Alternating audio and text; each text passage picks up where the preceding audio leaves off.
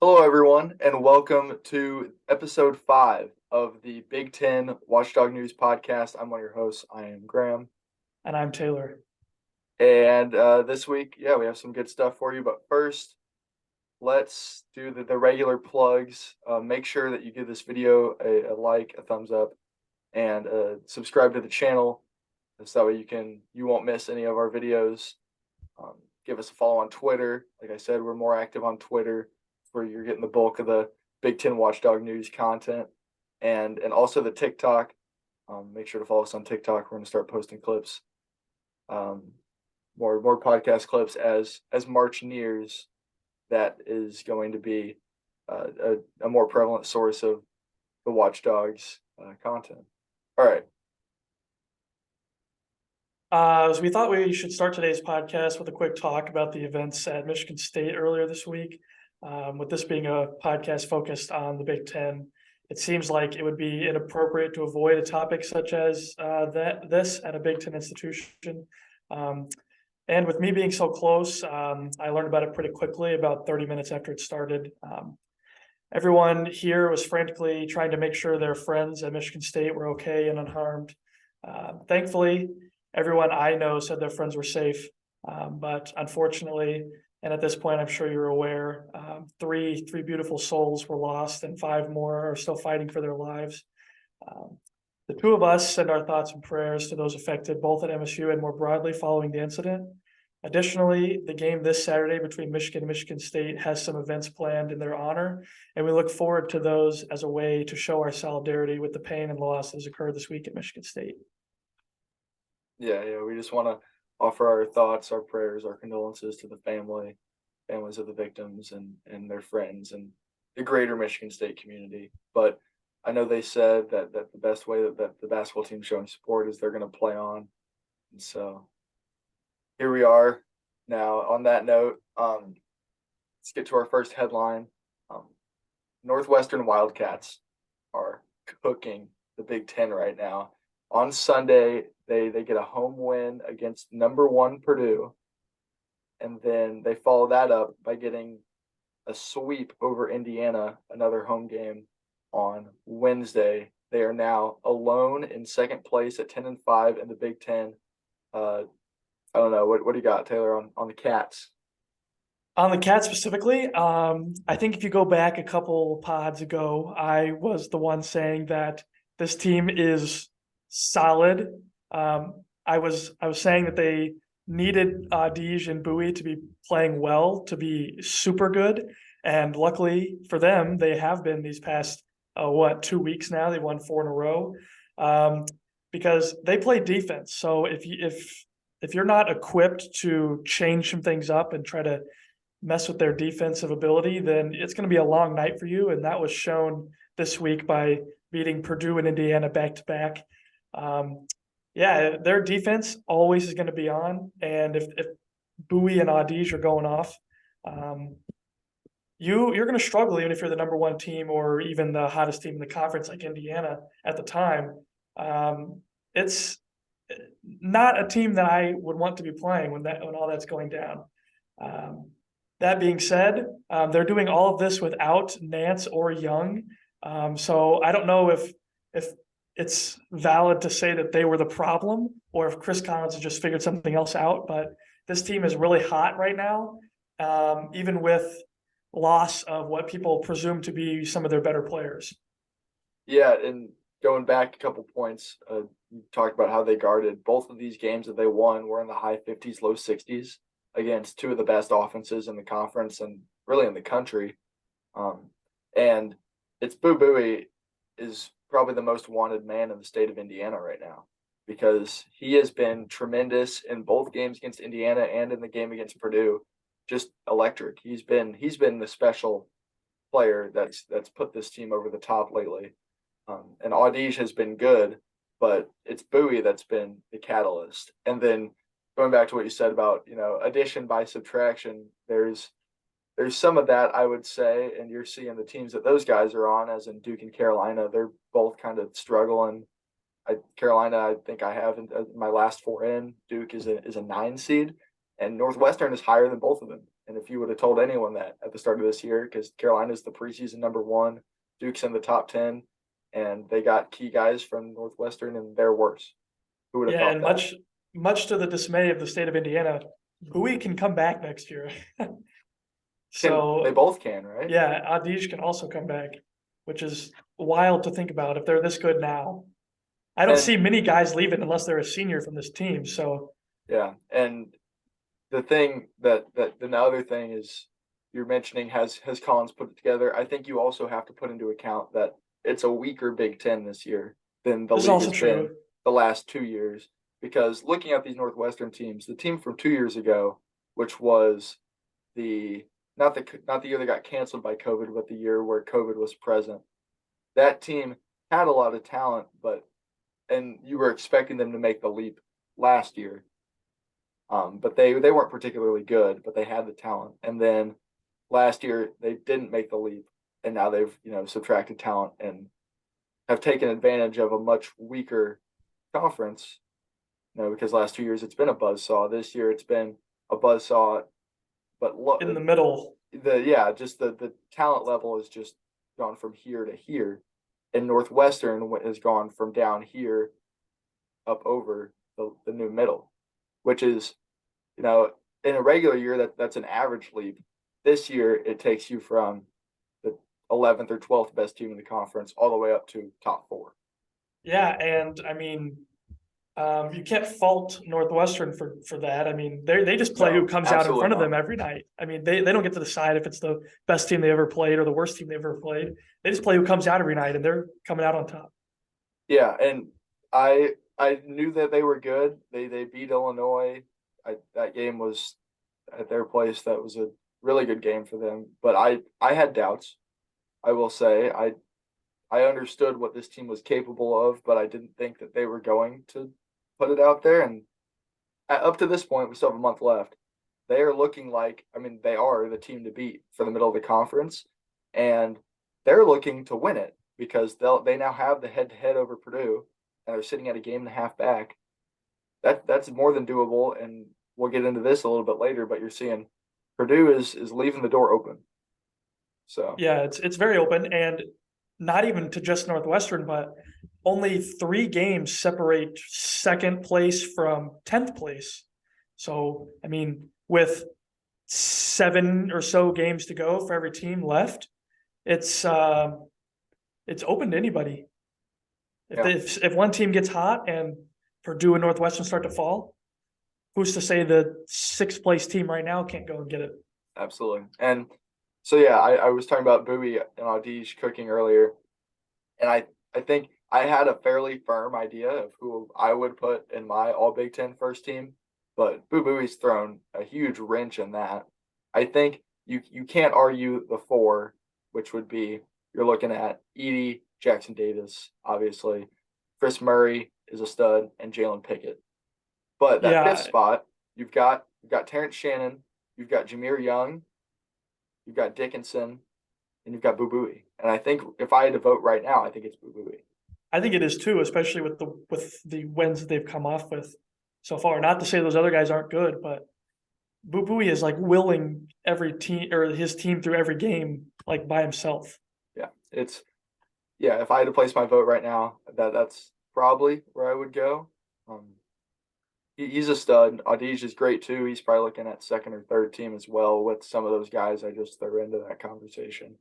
It's going to be interesting whenever award season comes around because since everyone is so tightly packed, you can't really use the team record as much because everyone's going to be right there between 12-8 and 10-10. All right. We mentioned earlier Purdue got beat by Northwestern, but that's just one of their 3 losses in their last 4 games. You saw the loss to Indiana at Indiana, where they got the court stormed, and then they played Northwestern in Northwestern, lost, got the court stormed, and then on Wednesday night they played Maryland. Or no, that was Wednesday, It- right? Or was that yeah, last it night? was Thursday last night. Yeah. Thursday, and they got the court stormed by Maryland. So, is it A, what's happening to Purdue? B, is it worth it to keep storming the court against them as they keep getting beat on the road? I feel like Indiana's was deserved, the number one team, and it's your biggest rival. And you come in and beat them at home. I feel like that's worth it. Northwestern, traditionally very bad, and the number three team in the country, and they don't get this opportunity very often at home. I think that was deserved. The Maryland one is pushing it a little bit, only because they had now lost twice within the past week and a half or so. But still, they had the number three next to them, and I think if you're not if you aren't a top 10 or 15 team yourself, and a number that's five or less comes into your place and you beat them, especially if you beat them handily, I don't see why you can't be on the court. Yeah, I wanted to bring this up whenever we were talking about the Indiana Purdue game, and I forgot. I do not think that game warranted a court storm personally, and that's because I don't mind it traditionally, but if you're Indiana and you're out here, every year, and especially this year now that you're back, claiming that you're the big brother in the rivalry and their little brother, they come into your place and you beat them. I feel like it's more of a flex to not storm the court and, assert your dominance, saying this isn't a big win for us. We're supposed to beat you guys. So the Northwestern one, obviously, Maryland, I am not a huge fan of, but I understand because Maryland's not ranked, even though they will be after this week, barring any unforeseen losses this weekend.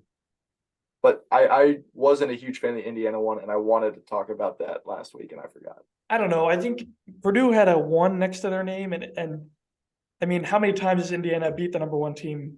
Not many, maybe 5, 6, 7 times ever. I know that most. the Kentucky shot in 2011, the Watt shot. I know of that one for sure. I don't know. I doubt that they've done it since.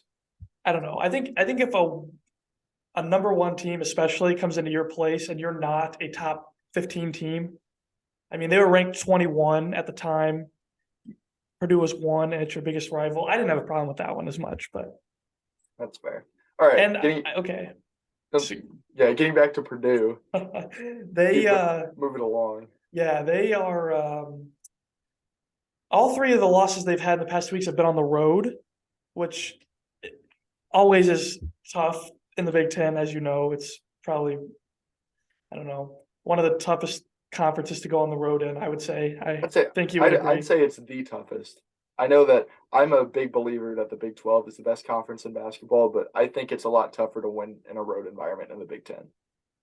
And yeah, so then the one game they had against Iowa, they didn't look great. They only beat them by 6, but a win is a win, especially when you're on a skid like this. And that was at Mackey. So, I mean, being on the road that much and playing good teams. Indiana's a good team. Northwestern's a good team. Maryland's a good team. I tried to say I don't think Purdue was infallible, as people were claiming earlier in the year. I just want to point that out as well. But I don't know if it's necessarily a red flag for Purdue conference-wise. In March, I think they might have something to worry about now, but I think this is normal Big Ten. They just played really, really well earlier in the season in the Big Ten. This is more of what we expected from teams in general. Do you think they're still a 1 seed? Yeah, I don't think anybody that's on the 2 line has shown anything to be better than them. So I agree. I still have them as a 1, and I'd imagine that they're going to stay there. I don't think that they're not the number 1 overall team anymore, but there's no reason they couldn't end up there again if they go to win the Big Ten tournament and Alabama and Houston both don't win their tournaments. I don't see them. There's still a path, but I don't like it right now. Yeah, I have them as number 3 overall. But I think really what we're seeing is that this gap that many, including myself, were placing between Purdue and everyone else is not as big as we thought it was.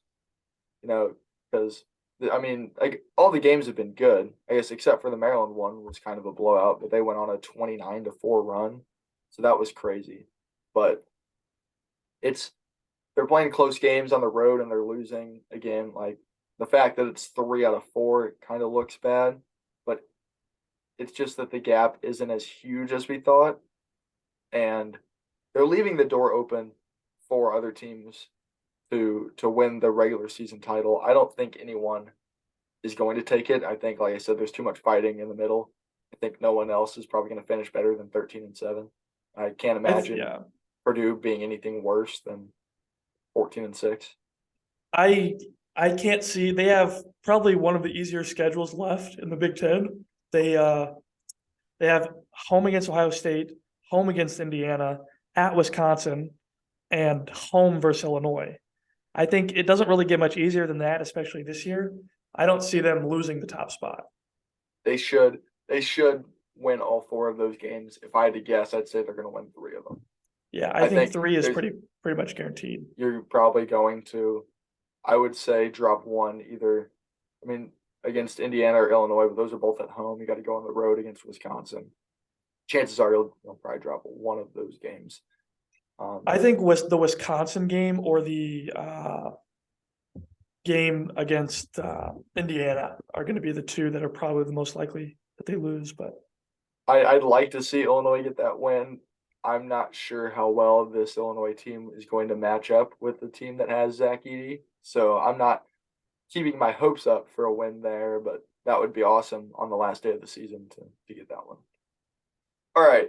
Speaking of Illinois, they played a game on Tuesday in Bryce Jordan Arena in Happy Valley, where Jalen Pickett and company put on a display. They played the game the way that James Naismith intended, especially Jalen Pickett going for 41 on 75% shooting from the field and over 50% from three with 8 assists. Just an incredible stat line. I think there were 3 others that finished above 10. I know Lundy had a great game. yeah, I It was don't. go Go ahead. ahead. You take it. I don't know. I didn't get to watch this game, but I was checking in, and it was. I mean, I checked in a couple times. I didn't think it was too far apart, and then I all of a sudden I check at the end of the game, and you let up 93 points to Penn State. I just am curious how that happened. It was the first half. I don't know what the number was. I think it might have been 53 in the first half. It It was was, just yes, it was 53. they were shooting the ball extremely well. This happens against Illinois fairly often, where a team will just have the night of their lives from three. But also, Jalen Pickett was taking advantage of the ball screen action, which was the high ball screen that Tony Perkins he went for 32 2 weeks ago with Iowa. You're seeing the same thing here with Pickett. He was coming off that screen. He was taking 14 to 17 foot pull up jumpers and knocking him down every time. And that's just the system. I think we did switch everything, and then I think that was the plan going in all year, and then they exposed it. Missouri exposed it. So we flipped back to the old defense where we're fighting through ball screens. And now, without any of the summer and fall work on guarding the ball screens like that, you're seeing some issues coming up now with guys like Tony Perkins, Jalen Pickett, who take advantage and they're getting these pull-up jumpers all the time. With that being said, Penn State is the best three-point shooting team in the conference. They shoot the most, at least. And we have the best two-point defense in the conference. So it's not a good matchup on paper. I think we tried to cover the three a little bit better, and we unfortified our interior defense. I don't know if unfortified is a word, but I think you'd hope that you'd be able to limit both, but in reality, neither aspect was strong enough to stop it, and they shot 40 whatever percent from three and 60% overall, put up 93. Just a rough one. Offensively, it was great. For 81 points, I'll take that. But giving up 53 in the first half, it was scary. Yeah, that's what I was going to say. Most nights, if you score 81, I think that's, a recipe for wins. But I guess not that night. I'm looking here. I see that Illinois never led in the game. What do you think about that? They got off to a hot start early, and then we made runs here and there, but at that time it was never enough to come all the way back, and then they'd go on their run. It was something. This happens to Illinois often. It's just there are certain teams that we don't match up particularly well with. You saw it against Northwestern, Missouri, obviously. Who else? Indiana is a bad matchup, and that's who we play on Saturday. So hopefully, and it's at Assembly Hall, so hopefully it's not an 0-2 week, but you never know. Trace went for 35 last time we played them. We just tend to give up one guy. We let one guy beat us, and then the game plan is to let one guy try to beat us, and then it turns out that the one guy also gets 7 assists, and other guys around him are also shooting the ball well. It's just a problem. It happened last year occasionally, and it's happening again this year. I'm not overly concerned, just because this team has, been good enough the past 2 years. Obviously, no success in March, but this is an issue that's been going on, and the team's better than it has been in the past. So we'll see. More on Penn State. I still don't have them quite on the in the next 4 out, but I think they're in consideration. What do you think about their chances to play ball in the back half of March? I don't necessarily like them, especially given their 3 games under 500 conference record doesn't really reflect well upon them. But that being said, if they do get in, I can see them pulling a game or 2 off, because they can play really good for a game or 2 stretch. I mean, if they put up 93 in a tournament game, you're pretty much going to win.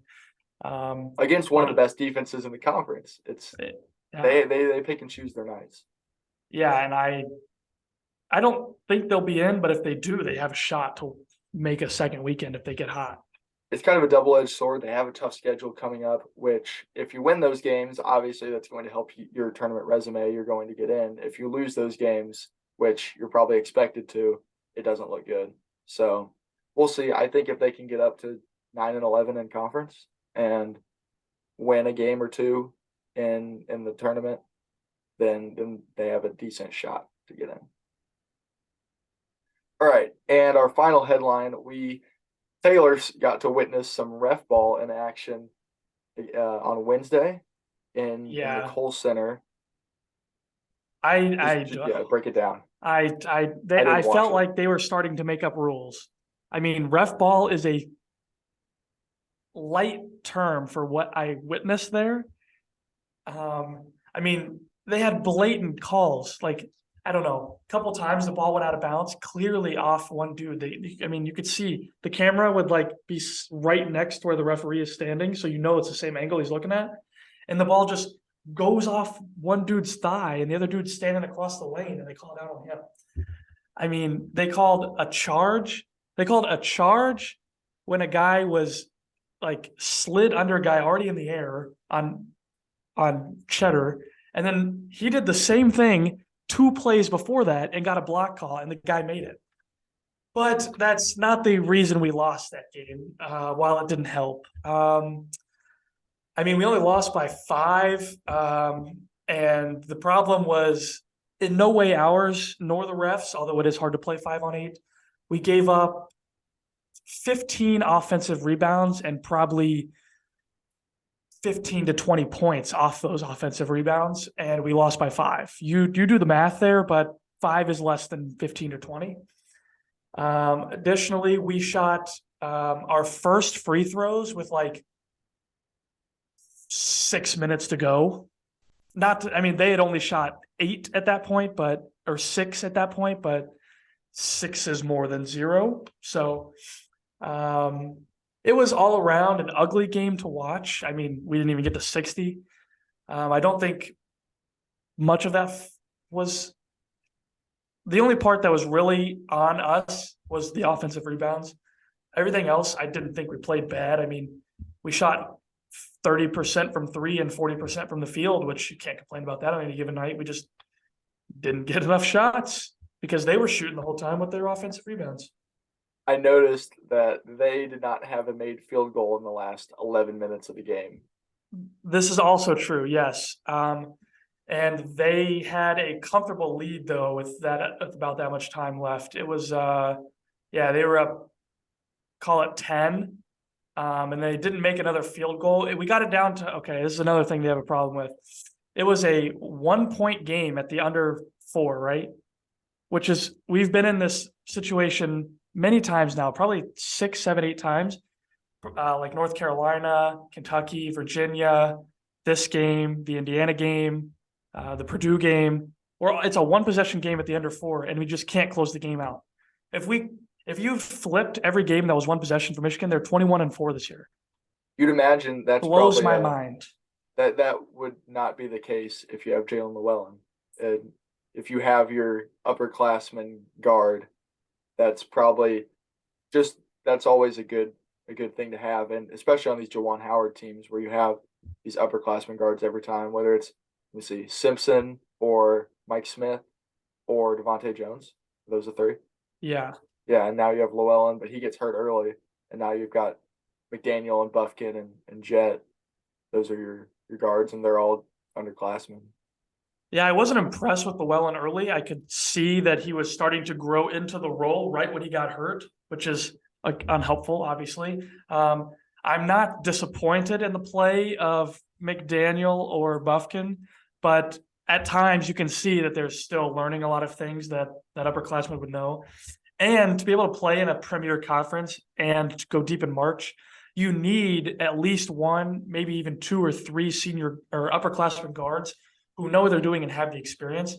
And we lack that, which I think is part of the reason that if you flipped every 1-possession game Michigan has lost by or was down in like less than 4 minutes, they'd be 21-4 and be the number 1 team in the country. But alas, here we are. And so the tournament hopes, again, this team has the talent. We've said this countless times to continue to win games down the stretch, play well in the conference tournament and get in. But the loss to Wisconsin, it doesn't help considering how like Wisconsin is 74th in the net. So that's a quad 2 loss. So right? Yeah, it is, I think. Even though it was on the road, so it's, I don't know, should have won. Should have beat Indiana too. Should have beat Purdue. Should have beat Maryland. Should have beat Kentucky and Virginia, and we wouldn't be here. But looking at the rest of the schedule, I think Michigan State is a winnable game this weekend. Clearly, Rutgers at the rack has not been the same in the second half of the season as they were the first half and last year. We'll get into that here in a sec. They have Wisconsin at home, which I would like to think would be a little bit better than playing Wisconsin on the road. They go to Illinois, which is easily a winnable game, especially if Illinois plays poorly. If they don't score 81 points, again, I don't like Michigan's chances for that. And then they have Indiana to close the season, who they should have beat and are definitely beatable. So if they can win, oh man, I think they have 3 wins they can easily get. 4 would be nice, and 5 would be, I think we're probably back in the tournament. But otherwise, I think 3 wins and then maybe make the semifinal and you can sneak your way in. We'll see. Flipping the script here, talking about Wisconsin's chances of playing in March, I think I had them around the 3rd or 4th team out at this time last week. Then they go and lose to Nebraska, which we thought that might be the end of their season, but this win I think puts them right back where they were. I have them as my 3rd team out.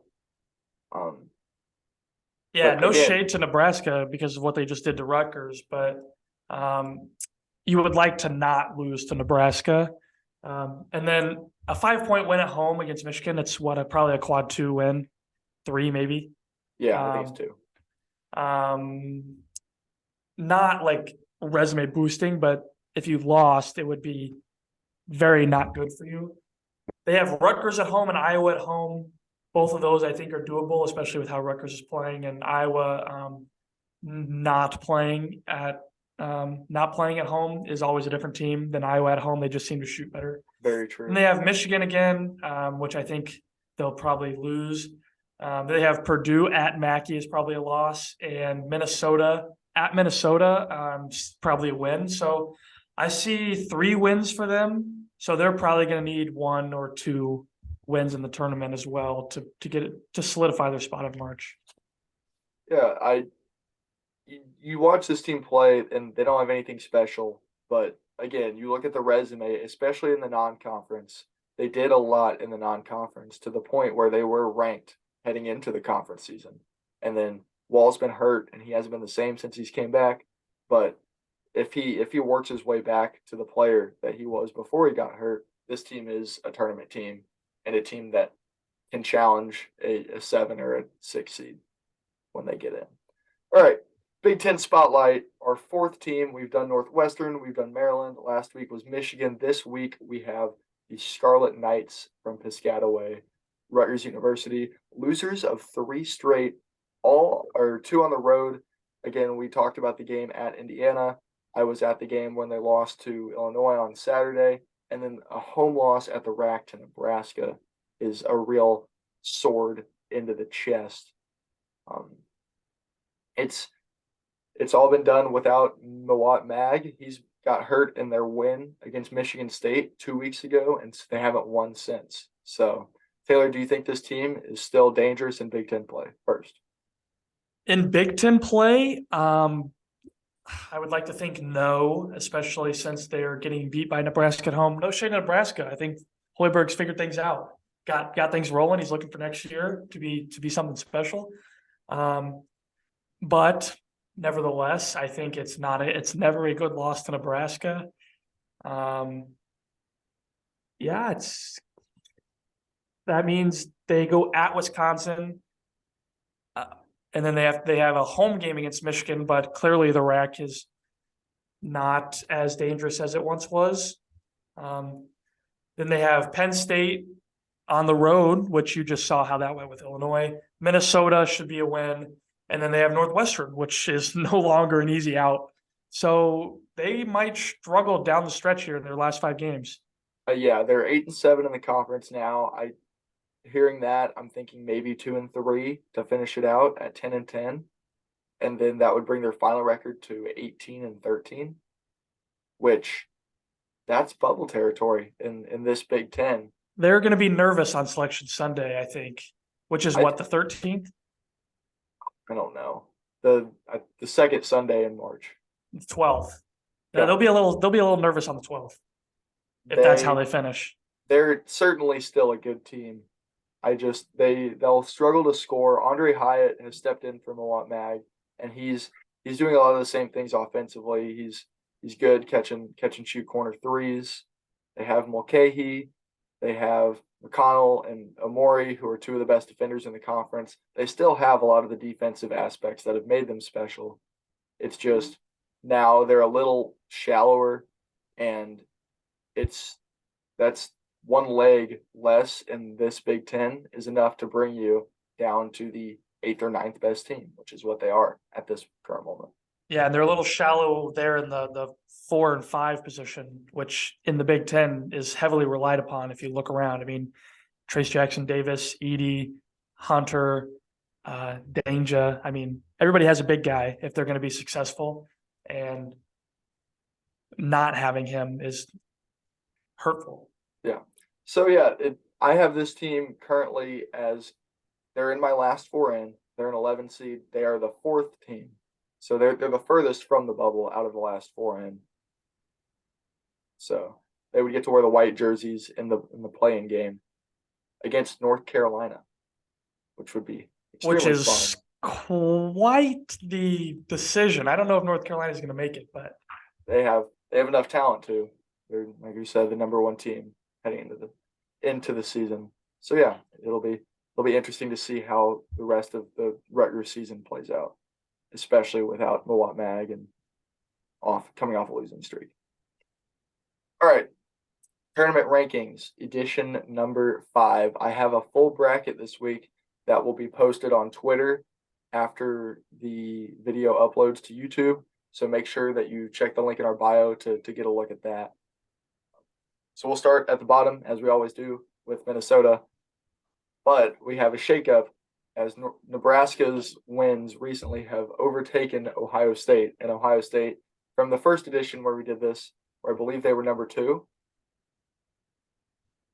to now they are all the way down at To number 2 from the 13. bottom. Yeah, that's absurd. They lost to Ohio State or to Iowa last night on a Thursday. Just, I don't know what it is. This team just doesn't have enough to win in this conference, and Chris Holtman's seat is hot. Oh, that's a bold statement. Hot. Okay, we'll get into that another time. It's warm. It's not hot. It's proverbially it's hot. It's not. We'll see. He's had success and whatever. All right. So then Nebraska's at 12. We talked about them. They've beat Rutgers. Who else have they beat recently? They beat Wisconsin. Yes. Thank you. They Just just went those two to wins are huge. They beat Penn State at their place. 2 good home wins against Penn State and Wisconsin, and then a road win against Rutgers is massive. They are actually ahead of Michigan on the strength of record, which is absurd. just kind of surprising because Michigan beat them by 20 less than 2 weeks ago. But They did. But yeah, Nebraska, they're 68th in ESPN strength of record metric, and Michigan's at 71. But again, Nebraska is 93 in the net and 96 in KenPom compared to Michigan. I'll spoil it. They're number 11, right ahead of Nebraska, who's at 72 in the net, 51 in KenPom. So I think there's a pretty decently large gap between Michigan and Nebraska for 11 and 12. But it's good to see Nebraska playing the way that they are. And they're just, playing some spoiler down the stretch here like they did last year whenever they beat Wisconsin on the last day of the regular season. Who, if Wisconsin wins that game, they would have been the number 1 standalone Big Ten champ. And so it's fun to watch them play. We talked about them enough last week, but they play a different brand and it's fun. And now they don't have a ton to play for, but except to ruin other teams' seasons, which is awesome. And they've done it 3 times in the last 2 weeks. hey, they can always get hot in March and get the AQ. No. Michigan's 11. We've talked a little bit about them. Again, they're right outside the bubble, as is Penn State at 10, who is 48th in KenPom now with the win against Illinois, 59th in the net, 62 in strength of record, just to where they're not in those 8 teams outside the tournament that get listed, but they're right there, both teams. Yeah, I think we've talked pretty much well about everybody down there. Yep. Number 9 is Wisconsin, one of the 2 teams officially on the bubble. Like I said, they're the 3rd team out, or number 50 overall in the country. 74th in the net is low. 41st in strength of record is good. And again, like we mentioned earlier, if they get healthy and Tyler Wall's back, they're going to make the tournament, I'd imagine. They're a team, they might be the only team in this conference that I would want to match up with in a tournament game. Just the past couple of years, they don't have superb athletes, and just they don't impose their will on you either. And so, but you have Hepburn, Crown, and Wall are all decent guys that are good enough to play in March. Yeah, I don't know. I just don't think their schedule to close the season is easy enough for them to boost that record and make it look like they deserve to be a tournament team. I think they'll stay outside the bubble. If I had to guess, I'd say the same thing too. And the bubble, compared to most years, is a little bit higher. There's a lot of teams that are like there's a lot of very average teams. There are a lot of traditionally low-seeded tournament teams that there's more than normal. And so the bubble has moved up, and Wisconsin, a team that would normally be, right there on the line, is currently a couple teams off. So take with that what you will. Number 8, sliding all the way down 5 spots from number 3 last week, is Rutgers. They're on the 3-game skid. They're in my last 4 in, like I mentioned. Still 29th in the net, but 50th in strength of record. And we talked about it. Taylor, you think they're still going to get in, right? I think they are still a team that can slide in. I think their end of year season here is enough to boost the record a little bit to make it look like they deserve to be in.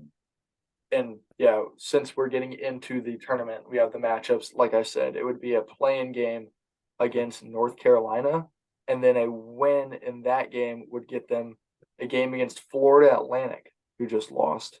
The metric I use, I think, is overseeding Florida Atlantic. I don't think they're a 6 seed, but that's, again, you're getting Rutgers or North Carolina against that team. I think that's a very winnable game. Yes, I would agree. All right, number 7, staying put from last week, is Iowa. I have them as a 10 seed. They're my number 37 team overall. They're 32nd both in KenPom and in ESPN Strength of Record, 36th in the net rankings, and their first round matchup as the 10 seed would be against the Nevada Wolfpack, another game that I think is winnable for an Iowa team that struggled in March in recent years under Fran McCaffrey.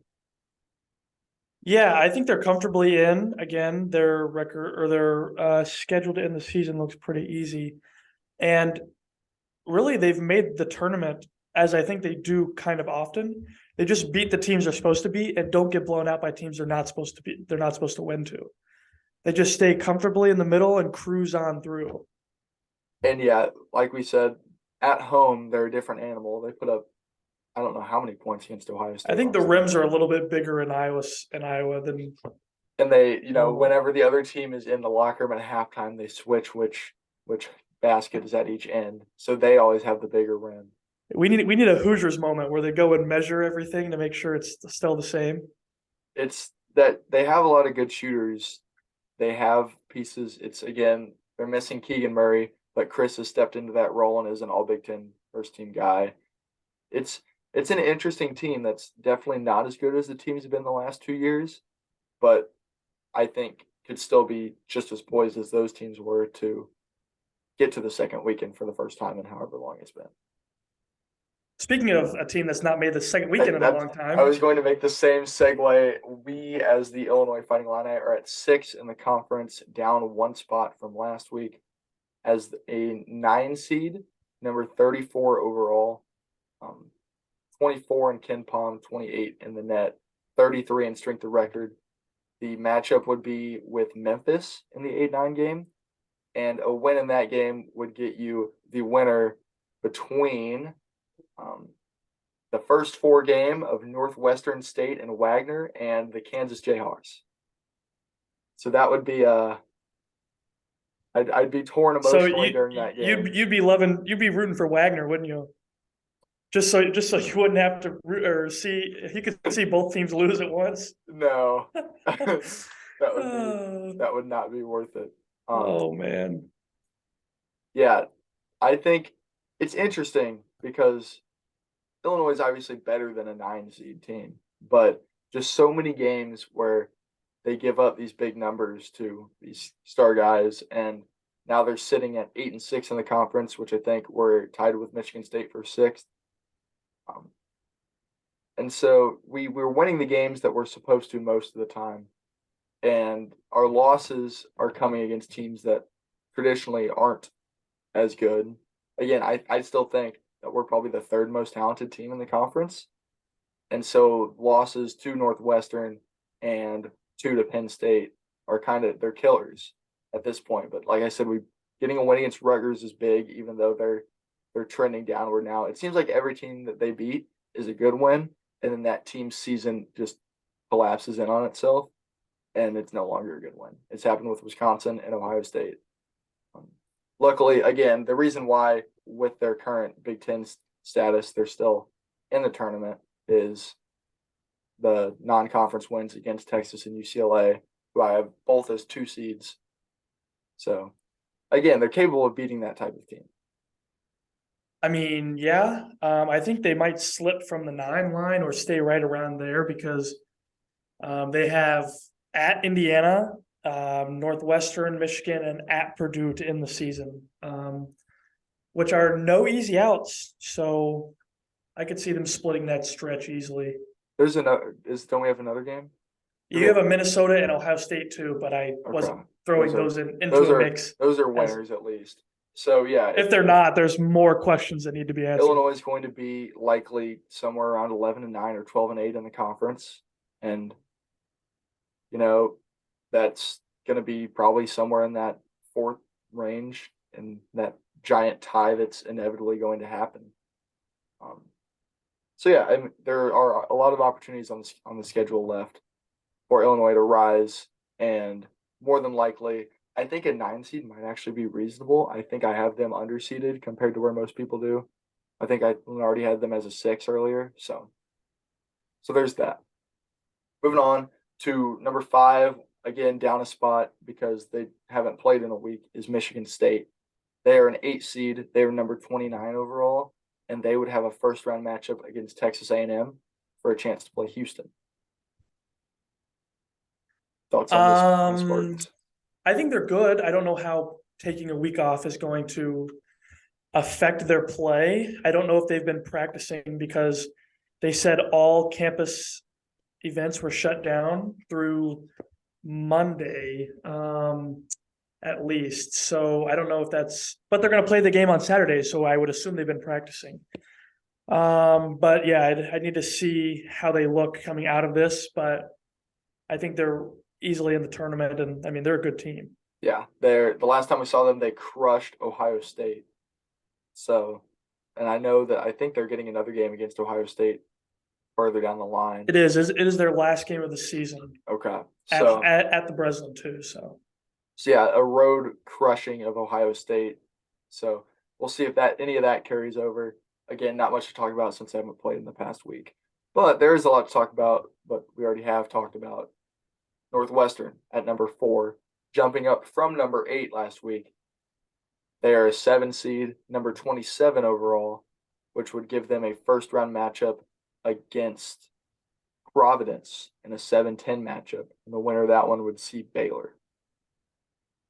I like Northwestern to rise even further on this list by the end of the season. Maybe jumping even Indiana and finishing at the number 2 spot. I mean, they have Iowa, Illinois, Maryland, Penn State, and Rutgers left, all of which I think they could win. That's the thing with this Northwestern team. Those are all top 10 teams in the conference. They could win or lose any of those games, I think. And what we've seen recently would lead you to believe they're likely going to win several of them. But again, it's a tough stretch. They could lose all of them. I don't think they will, but they could. And I think 7 is a bit underranked for them. They are. I think that's maybe some. I don't know how to put it.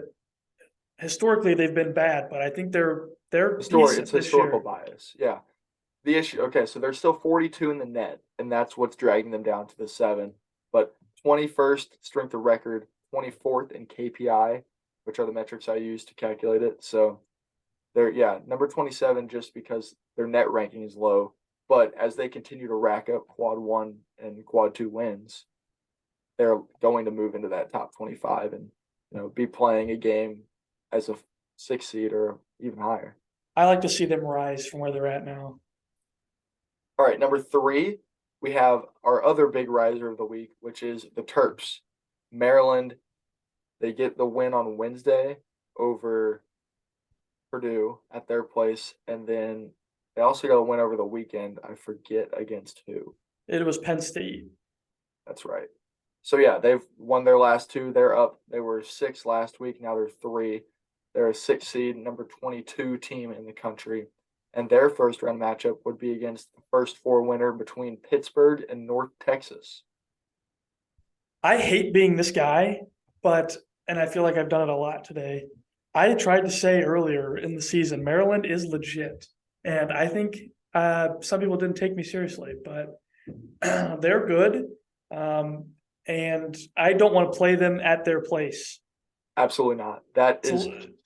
You would think, like, traditionally the past couple of years, Maryland and Northwestern have been some of the less scary places to go in and play, and they've both just been electric since these teams have been so good this year.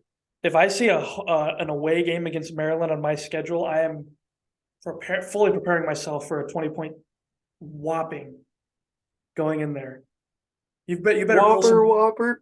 You better pull some voodoo magic to walk out of Maryland with a win. And you could say the same about most places in the conference, but Maryland, it seems like it's an upper echelon. Their last home loss was against UCLA on December 14th. They got crushed in that game. I remember that. But they haven't lost at home since. Kevin Willard, we said it last week or 2 weeks ago. He's done a tremendous job taking over this team. And I heard a stat that was he is likely to be the first coach to ever lead Maryland to the tournament in his first year, which seeing what this team was last year and you lose both of those guards that they had that were their guys, they bring in Jameer Young and they're great. Same thing as Northwestern. They're taking advantage of a weaker conference and they've propelled over the middle of the pack. And looking at it, that's their only home loss of the season. They beat us at their place. They beat you guys at their place. Yeah, they are legit, especially when they can play in Annapolis. It's something special. All right, and the top two is the same as it has been. Indiana is at the 2, ranked at number 5, or you have them down as a number 5. They're number 20 overall. Let's see, I'm back. Their first round matchup would be against Charleston, who I believe only has 2 or 3 losses. That'd be I think they just lost another one recently. It was 2 weeks ago, maybe. I think they might be up to 4 losses. Charleston is the best team beneath the bubble in the tournament field. They're the best remaining auto bid. So yeah, I don't think there's much really to say about Indiana or Purdue for that matter. Yeah, Purdue's at 1. We talked about Purdue. They're sliding, but again, they're the number 3 team overall. They'd get a first round game against Norfolk State. It's what can we say that hasn't already been said? Those 2 teams have been kind of the focus of our podcast just because they've been the 2 best teams up to this point. And so, yeah, we've covered them pretty extensively. They're doing their thing. All right, let's get into our weekend predictions. Starting with the Saturday games, 2 games at 11 a.m. Central Time, the first of which being on ESPN, a rematch from January 19th between Indiana and Illinois, where Indiana came into the State Farm Center and won by 15. That was the start of their run, right? Yeah, you can hear us talk about that episode on, I believe, episode 2 or episode 1. I don't remember. We talked about it. If you are looking for, updates from that game, or not updates, but if you're looking to make a pick, we talked about it right after it happened. In that game, Indiana shot 62% from the field, and Illinois shot 39%, and Illinois got out-rebounded by 16, which is rare for one of the best rebounding teams in the conference. Like I mentioned, Trace went for 35 with 9 and 5 assists and shot 15 to 19, eerily similar to the Pickett stat line. And then Jordan Geronimo went for 13 and 8 without Race Thompson. And then also on the other side, you saw Terrence Shannon went for 26, which was a good game for him. But Matt Meyer did not score on 4 shots against that Indiana, and that was about a month ago. He had already heated up by that point. So a rare performance in that regard. More of the same, or you think Illinois stands a better chance on the road? No, this was a month ago, and Indiana hasn't cooled off. This was the start of their month of terror. They've rained down on the Big Ten. And it being at Assembly Hall this time, I feel like helps them even more. I like Indiana. I definitely like Indiana to win. I'm not sure what the line's going to be. I would like to think that it's not going to be big, but if it is going to be big, I'd still probably take Indiana to cover. Just knowing what I saw the last time I saw these 2 teams play, and also seeing what I saw whenever we tried to play against Penn State at their place on Tuesday. I hope it's not more of the same. I hope this team comes out with a fire, but likely I wouldn't imagine it's going to happen. All right. I think that's good enough there. Like I said, it's all these games, not all, but most of these games are rematches. One that is not simultaneously at 11 on the Big Ten Network. Rutgers tries to end their skid going into the Kohl Center at Wisconsin. What are you looking for in this one?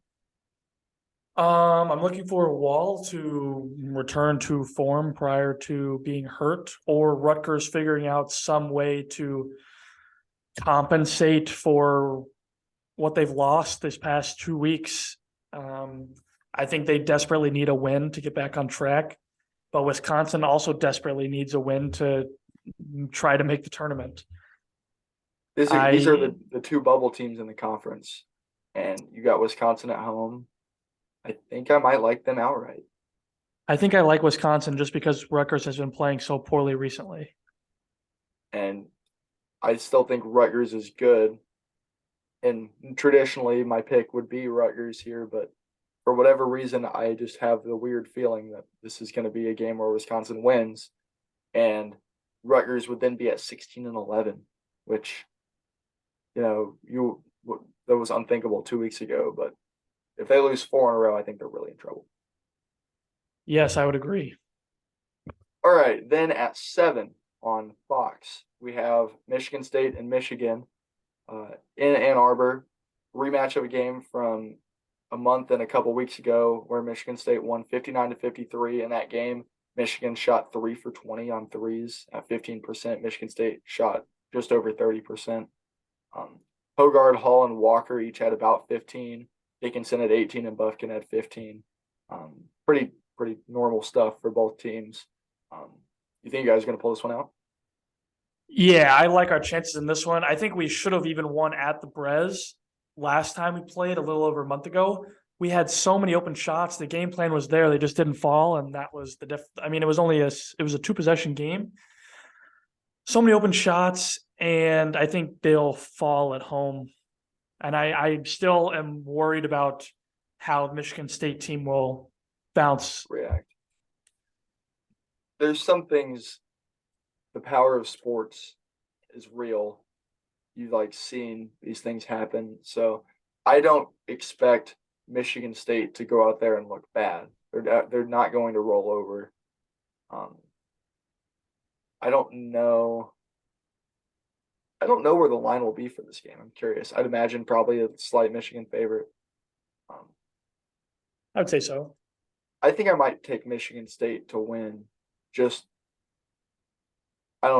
They have had a week off. I'm curious. This is kind of unprecedented territory. So we'll see how it goes. But I think for now, my pick would be Michigan State. And then to wrap it up on Saturday, Penn State goes into the barn. Minnesota tries to get their second win in conference. That game is at 8 on Big Ten Network. Does Minnesota have a shot to win this game? Does Minnesota? Yeah. No, and not much to say. Minnesota's pretty bad. Penn State, while they did just put up 93, I'd say they might put up 60, but 65, but that's probably plenty to beat Minnesota. I think if Minnesota is going to win a game down the stretch, I think this is one of their two best chances. I know they play Wisconsin in that last game, and that's a rivalry game. It's the end of the year. I could see that going their way. But just in terms of true game plan aspects, Penn State is a team that could lose on the road to Minnesota. I don't think they will. I'd pick Penn State, but the way that they shoot the ball going into someone else's arena, this could be a game where Minnesota wins because Penn State really doesn't have a backup plan. Yeah, I don't know. I think Minnesota just plays so poorly that I think it's kind of hard to overcome that. But that's just me. I don't think they're going to win if my life's on the line. I'm picking Penn State, obviously. I just think if Minnesota has a chance to win one of their games, I think realistically, I think this is one of their best chances. All right, and on to Sunday's action. Purdue gets back at home, trying to get back in the win column of the conference at noon Central on CBS against the Buckeyes. They played on January 5th. Purdue won by 2 at Value City Arena. And I tweeted after this game, these are the two best teams in the conference. That's kind of that's going to come back to bite you, hasn't it? It has. Purdue out-rebounded Ohio State by 10 in that game, but really that game was pretty even in most aspects, and Purdue was just a little bit better. Edey and Smith both went for 16. Sensabaugh went for 21. Swing went for 15. And that was the game where Zed Key got hurt very early in the first half.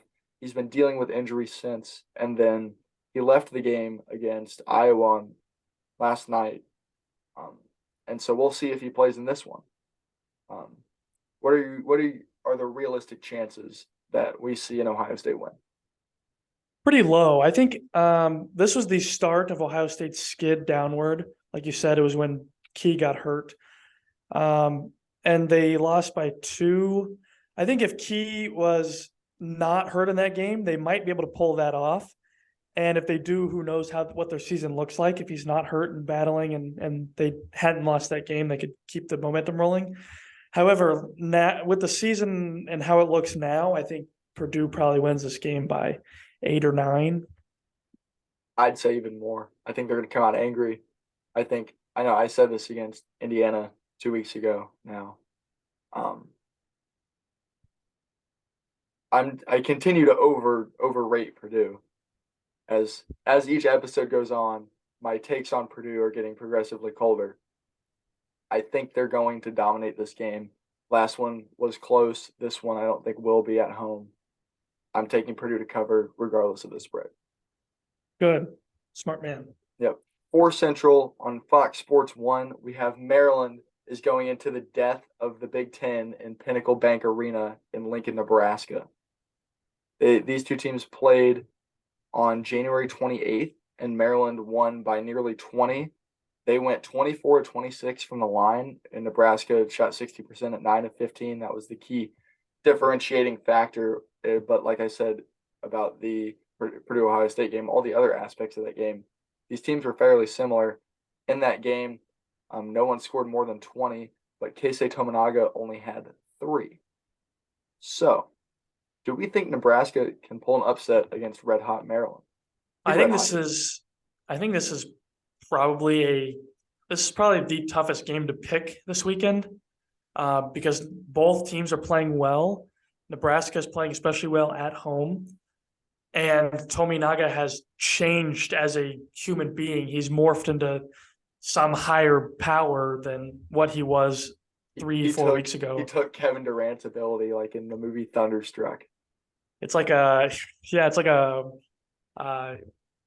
magical Moon being Stars. possessed It's him like the with Moon Stars came in and Monstars. the Monstars Yeah. sucked Space something Jam. somewhere and threw them into Keisei Tominaga. I don't He's know. got some of Michael's secret stuff. But that being said, this game I feel like is insanely difficult to pick. I think it'll be much closer than the 20-point game was the last time. For sure. I don't know if Nebraska can pull off 3 in a row. So I'll take Maryland, but that is painful for me. I'll also take Maryland because Nebraska is good, and I think this could go one of 2 ways. I see Maryland winning either way. It could be a game where Tominaga's hot and they're trading buckets back and forth, but I think this could also be a letdown game for Nebraska coming off these big wins. I could see that being a very likely outcome. So I'll take Maryland here, and I'll probably live to regret it. And the final game of the weekend at 5:30 Central on Big Ten Network on Sunday, 9-6 in conference Iowa goes to Welsh Ryan in Evanston. We play 10-5 Northwestern, another rematch. These teams met on the 31st of January. Iowa won by 16. They shot almost 50% from 3 and made 10. Northwestern shot 4 of 17. In that game, Bowie and Adige combined for either 35 or 37, I don't remember. But no one else really contributed at all. And then Rebraca, Sanford, and Murray all put up nearly 20. So, Northwestern revenge or Iowa sweep? I do not want to play Northwestern at Northwestern anytime within the next 2 weeks either. And I don't think Iowa's going to shoot. I mean, like I said, this game was at Iowa, and they just seem to have like ocean-sized rims when they play at home. Going on the road, I don't see them shooting 50% from 3. I'm going to take Northwestern, probably close. I will too. I think Northwestern moves to 11-5 and continues to march towards this double bye that is going to be elusive. I think that they're taking steps game by game that get themselves closer and closer to securing that position. And I think they're going to continue to do it this weekend. All right. Well, I guess that's all we have for you. Thank you guys for listening once again. Make sure, like we said at the beginning, to give us a like and a subscribe on YouTube, a follow on Twitter and TikTok. All the links for those are in the description of this video. Yeah, you got anything, Taylor? No, I just can't wait. It's going to be an exciting weekend of basketball. Always is in the Big Ten. March is right around the corner. No football this week, so it is officially college basketball season for the next 2 months. And I could not be more excited. We're nearing the greatest day of the year in Selection Sunday, and the greatest month period of the year coming up in about 3 weeks. Yes, indeed. All right. Well, thank you guys, like I said, for listening, and we will see you next time. See you.